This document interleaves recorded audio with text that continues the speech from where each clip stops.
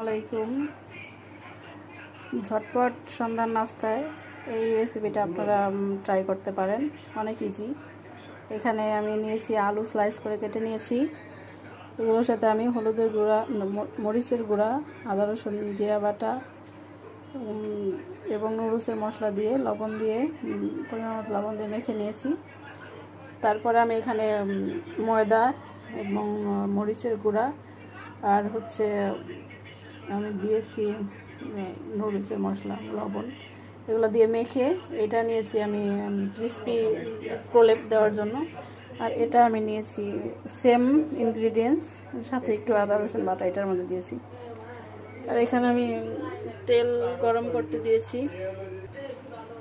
এখন আমি এভাবে একটা স্লাইস নিলাম, নিয়ে প্রথমে আমি এটার মধ্যে একটা চোখে দিয়ে এইটার উপরে দিব। এটা বেশি করা যাবে না, আলতো হাতে এটা করতে হবে।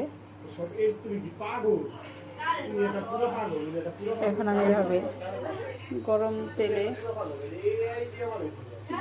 এটা আমি ছেড়ে দিব, ঠিক আছে?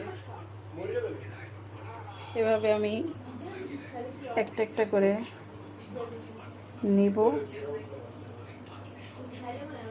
একটা করে নিব গরম তেলে। এভাবে আমি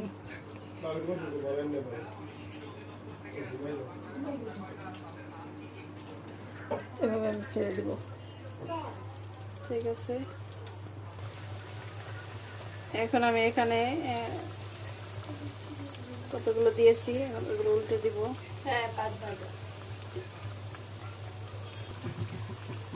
এভাবে লাল লাল করে আমি ভেজে নিব, ঠিক আছে? ভাজা শেষ আমার। এখন আমি উঠিয়ে নিই।